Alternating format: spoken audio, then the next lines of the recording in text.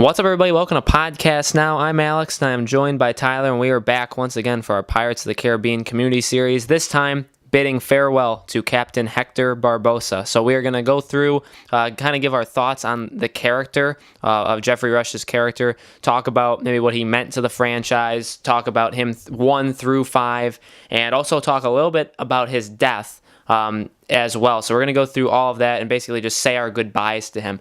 Before we do that, though, in 2 weeks, the next Pirates of the Caribbean video we do, we're going to be talking about the Blu-ray, about the actual movie. We'll be watching it again, and we'll be talking about deleted scenes, the the special features, all that kind of stuff. We'll do a whole video on everything about the movie, how it's been re-released. Now, we also have our Star Wars Community Series that just started yesterday, so we have a new video of that. Go check that out. The link is in the description below. We're going to be having that every single Thursday. So the Pirates Community Series is every other Friday, and the Star Wars Community Series is every Thursday, leading up to The Last Jedi coming out in December. So we're going to be having that. It's going to be a lot of fun. If you have any suggestions for anything, go watch that video, and we'll talk to you over there. So Tyler, first thing I think we should make very clear is Barbossa is dead. He did die. We'll talk about that. We'll talk about his death, and we'll talk about maybe physics and stuff like that. But he is dead, and so let's kind of just go through. He's an important character to this franchise, obviously. You could argue if you argue that Jack is the main character, Barbossa is probably the second. So what do you think, Tyler, of Barbossa in Pirates 1 through 5? We've talked a little bit about his character arc, about how we thought, how good that is, but what do you want to say? He definitely is one of the strongest characters in the Pirates of the Caribbean franchise, and he, along with Elizabeth, now we know after 5 that he also has either the strongest or just under Elizabeth the second strongest character development arc in the entire franchise. And I really like how they concluded his story arc with him having a daughter and us finding all of that stuff out. He was the first villain that we saw for the Pirates of the Caribbean franchise, obviously. He was kind of creepy, very because of all the scars and his nose, and he just looked honestly ugly. But creepy, but you understood him because he said how, he can't taste, he can't drink. Well, he can drink, but never does it satisfy him. He can't feel anything. So he's essentially like a dead man walking, who's fully conscious but can't feel anything. He can't be satisfied, neither can his crew, so he wants to change that. So I get that. And then obviously, he's dead. So then usually in every other movie that at least I'm aware of, usually when you either kill a villain or kill somebody, they don't end up coming back 2 movies later. Or in the end scene of the second film, where that whole ending was a lot of what the F, with Jack dying and all that stuff. And then all of a sudden, a couple steps, his boots come down 2 steps of stairs, and all of a sudden he takes a bite out of the apple and starts to laugh. And then Jack tilts his head, the monkey, and it's what is going on? What? That was incredible. And honestly, it's weird, because you kind of do hate him in the first film, just because you're kind of supposed to, honestly, because he's a villain. And I don't like that movies are set up that way. But I actually like what they did, where because they already introduced him, you kind of understand him already, so you don't have to reintroduce him. It's he's kind of with us now, and then you remember he is a pirate, and pirates aren't bad or good. They just kind of do whatever they have to do. So that works so perfectly, and he's such a great character with with Will, with Elizabeth, who were on the receiving end before, where he was against them. Then seeing them all work together and seeing how Barbossa, kind of his personality, his real personality, he is kind of funny, but then he when he's I don't want to say turned on, because that's totally not even what I'm trying to say.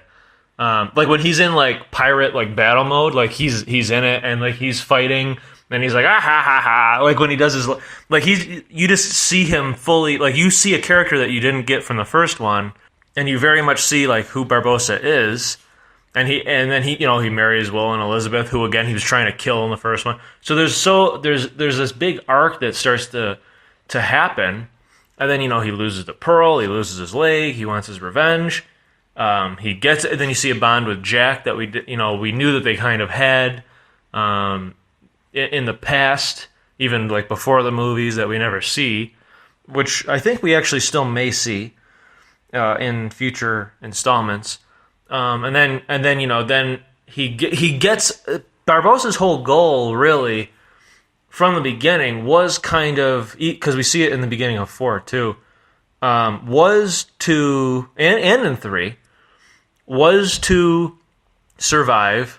That's the number one goal back then for anybody really, but his number one goal was to survive. But then when you listen to what he says to Calypso, he basically is saying, like, show them that nobody is your master, or my master, or something like that. Do you remember the exact quote? Because you're really good with that. Yeah, that dare pretend themselves to be your master or mine. So yeah, you got it. Right, and that shows that Barbossa is somebody who likes to kind of be at the top. You know what I mean? Like, he doesn't want somebody to be above him in a power structure. Not that he's like craving power. He just likes to be at the top where he knows he doesn't have to worry about anything because he's the top of the chain and he can control or keep people away once he's there. And we get that line in 3, and we get all the knowledge. Like, clearly he's got a lot of knowledge that we learn in 3. Like, he knows about Calypso. He knows about the past, the original Brethren Court. He knows how to get to the other side. So he's got all this knowledge. We didn't even know that. In Pirates 1, we didn't know, and obviously in Pirates 2, he was barely in it. He really wasn't in it, so we didn't know that. So, we get all this knowledge, so he's a very knowledgeable person. We didn't know that. That's cool. He's kind of funny and all that. So, but then in 5, we can see how, like, he was on this mission, essentially, after being revived. He was on this mission of trying to be that person who he doesn't have a master. He is his own master. He's the master. And what's he saying for, Alex? Yeah, I'm the master of my own fate. So they say it in 3 a little bit. They say it in 4, and finally in 5, boom, he's got the Queen Anne's Revenge. He's got the Sword of Triton. He's got a fleet. He basically becomes rich, so he kind of becomes lazy, but now he's his own master. He finally achieved what they kind of were telling us he was wanting from 3. He finally gets there, but then we learn of Karina and all that stuff and how he's got a daughter and blah, blah, blah. And that's when we start to learn this other soft side of Barbossa that I actually really like that we got to see that. Even though from 3, 4, and 5, the little hints, well, really 3 and 4, the little hints of where he was heading, and then finally getting there in 5, that wasn't the most important thing to him. That wasn't his greatest treasure. Seeing his daughter and allowing her to survive and just kind of like being with her, like she herself, Karina Barbossa, his long-lost daughter that he basically, I don't want to say gave up. He just kind of never went through any efforts, as far as we know. It doesn't seem like he didn't go through any efforts to find her. He only left her the little jewel to try to become rich, so she never had to worry. He didn't know that she was going to end up reading it instead and becoming kind of a historian and into all that stuff, just like he was or is. Well, no, now he was. So we just it's cool that we did get. So it didn't come out of nowhere. Like some of the characters in Pirates of the Caribbean, some of the stuff does come out of nowhere, kind of. Where at least with Barbossa, we got hints in 3, we got hints in 4, we get what they were hinting towards in 5, and then it's like, but that's not actually what Barbossa truly loved. What he truly loved was his daughter, and the only thing that he could do for her in the end, or the best thing he could do for her in the end, was sacrifice himself for his daughter. And that was, to me, like that all, like every scene, in my opinion, with Barbossa, except for maybe when he rescues Jack from that wedding. Not that that was a bad scene. Other than that scene, though, every scene that Barbossa had on the screen, I think he was the absolute best character, actor, just everything. His performance was the best in Pirates 5. And you could almost say that he had the greatest performance anytime he was on the screen throughout any of the movies. I would actually argue that. Right. That's where I was going to go with it, in that, in 1, he, like you said, he is the first villain you ever see, and he is kind of like, at least, and like you said, how they add more layers to him with him being so knowledgeable. When we see him in 1, he's kind of just the generic bad guy pirate, right? Steals Aztec gold and gets punished for it. And we've talked about, how 1 really is that like piratey movie. And that's what we get from Barbossa. Not really much else. We get a little, but we don't get a lot. And then obviously, like you said, when he comes back in 3, I thought that's what really made 3 so special. Seeing, and you kind of just even accept it. Like when I saw him on the screen the first time, when he's protecting Elizabeth from Sao Fang's men, you just immediately are like, okay, cool. Like he's on our side now. Like we're gonna accept you. And like I felt that feeling from the very first time I saw him in 3, to the point where it was like, this isn't weird. This is cool. I'm glad to see him back. And then they just keep building. Like the whole Sao Fang thing didn't feel out of place at all. It's actually amazing when you think about that he could jump back into it after being dead for 2, or after not being Barbossa really in like 3-4 years, like filming, how he can jump back and just do it when everybody else, they went straight through 1, 2, and 3. So we get 3. I think him and Jack moments in 3 are some of the best. His conversation with Jack about the world shrinking and why they need to do the Brethren Court, I thought that was one of the best scenes in 3. I think I think Jack was probably the best character in Pirates 3, but you could argue that. But Barbossa's scenes in 3 were extremely good. 4, you can go back and forth. I thought, like I've said before, I thought Johnny Depp as Jack did really well in 4 for what a disaster that was. Same thing goes for Jeffrey Rush as Barbossa. He did a really, really nice job. Like they messed him up with the wig, and he looks noticeably older, and obviously he's slowed because of the peg leg, but he holds it together. Like every scene he's in with Jack is really, really good. There are some good scenes in 4, and then like you said, it's cool to see him be on top in 5, and that's obviously what we got. And going into 5, I had said I expect Barbossa to be the best character in 5. Like we thought he was going to die, and so we thought, yeah, they'll push him up.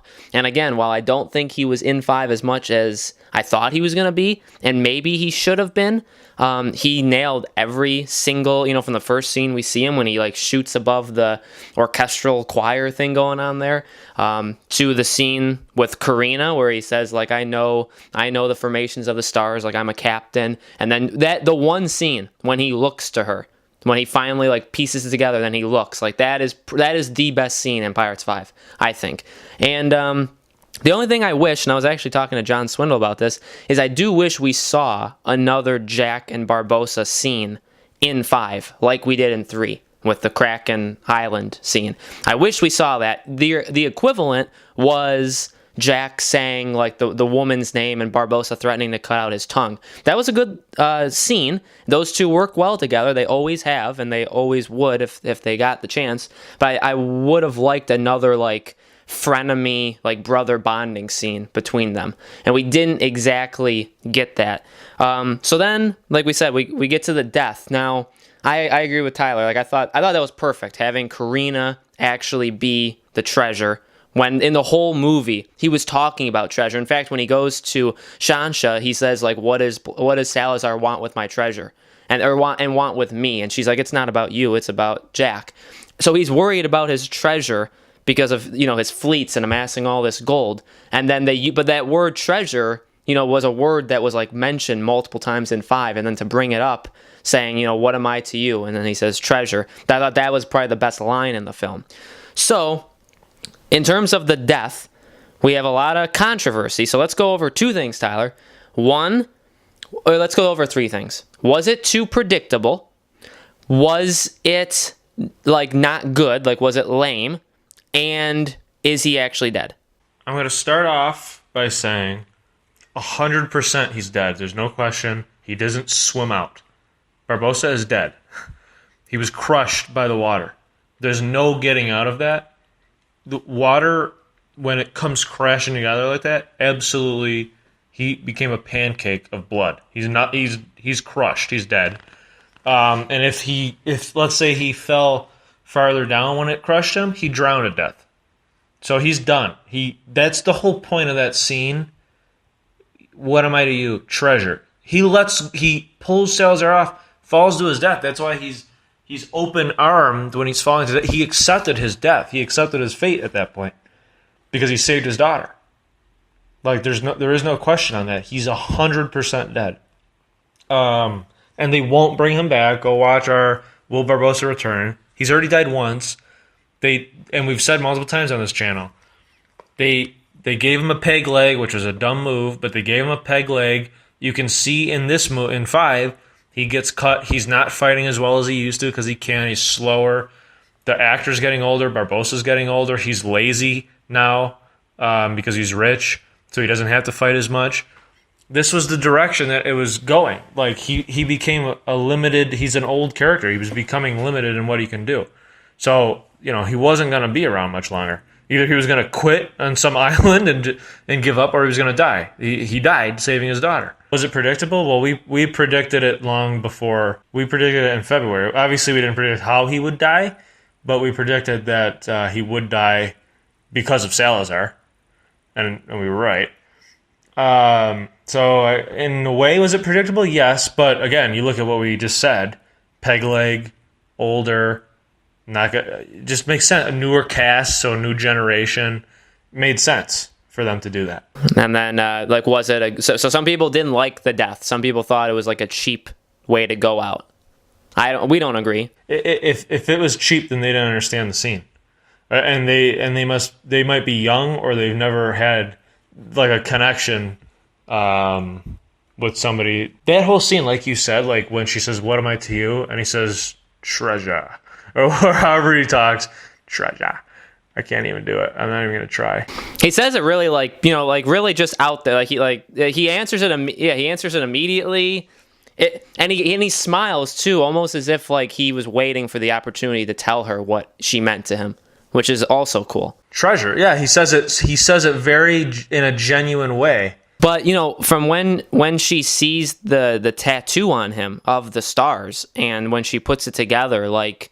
Obviously, you knew, like, this is it. She's realized it. He realizes it. And I do think that is a special scene. Like, Jeffrey Rush, however they filmed that scene, which was probably in, like, an enclosed room, right? A lot of imagination involved. He did a phenomenal job. They're getting, like, drenched with water. And, that line, that is the reason why it's so good. She asks it. He answers immediately. He's smiling. He almost feels, like, relieved that he finally gets to say it. And then, then immediately after that, the camera is aiming at Karina, and then it moves over, and you see Salazar getting closer. And then he just makes the decision, like, okay, I'm doing this. Like, this is it. Well, like you could almost see it as like equivalent of if we were to watch like a series of like 4 or 5 movies where there's a kid with a parent. The kid is trying to, not that this is what happens, but the kid in all 4 or 5, we'll pretend 5 movies, the kid throughout those movies, throughout those years that are going by, the kid is trying to, let's say the kid in the first 2 or 3 movies doesn't know who the father is, but all those years knows, obviously, I have a father because I'm alive. Trying to do stuff to either find the father or impress the father, finally finds the father, let's say like in the 4th film or something, finds the father. Father recognizes him but doesn't really recognize him, doesn't look like they actually care ever. And then, but the kid keeps trying to impress and have the parent like love them or whatever, they never feel loved, whatever. And then finally something happens, the kid's almost about to get killed. The father does something to save them, and then the last thing that the father says with a smile is, "I love you." And like that was, and never once did that parent say that to the kid. That's what that scene was. When he says treasure, he's saying, "I love you." Like, and that's her dad telling, like, that she never knew her father. She finally found her father, but she really doesn't know. She does know, but she doesn't know. And then when he says treasure, he's really saying, I love you, which she never has heard from her father before. That's what that scene was. So it's not, that's like an emotional scene, which really, if you think about it, wasn't, other than Will dying, like them getting married and the slow motion, that's okay. Will dying, that was like, what the hell? But it wasn't like sad emotional because, I don't know. Well, mainly because, I don't want to get into it, but in the 3rd movie, like, you think Will's like a bad guy. You don't know he's like playing he's being like a double agent, but you just didn't even know it the whole movie. So you kind of didn't even like Will in the 3rd movie. So I didn't care when he died. I did, but I didn't. But in this scene, knowing, like, you know, from her talking to Henry, like, I don't know my father and all this other stuff, and then, like, when that happened, that's just powerful. So I don't know what there's not to get. To me, that's not a cop-out. They literally did it the greatest way they could have. I can't picture a better way to kill him. Not kill him. Development arc, like, to fulfill their story, basically, as a person. Not just a character, as a person. No, I completely agree. I think this was the best way. This was the way that we were like hoping. Like when we first pitched the idea that he would die, and we would talk about it, like, you know, now on the channel. We hoped that they would do it right. They only get one chance at killing a major character like this off for good, and like, will they be able to pull it off? And I think they did it. I literally, like you said, I can't think of a better way either. Like that was the best way, and that does give me hope for, you know, the future. Like if they were to go, and we can talk about this in other videos, if they were to go the path of killing Jack, I would trust these guys because they've shown, I think they've proven in 5 they know how to do it. So we'll have to see, though. So let us know what you guys think of Hector Barbossa, and what do you think about his legacy, what he's meant to pirates, what was your best memory of him, what did you think about his death, all that stuff. You can check out the other videos we've done about him and just Pirates 5 in general as well. So thank you guys for watching. Again, Star Wars Community Series came out yesterday, every Thursday. Check out those videos, join that community series as well. 2 weeks, we're going to talk about Pirates 5, all of the deleted stuff, the special stuff on the Blu-ray. We'll be talking about that. Thank you guys for watching. We will see you on the next Pirates of the Caribbean video.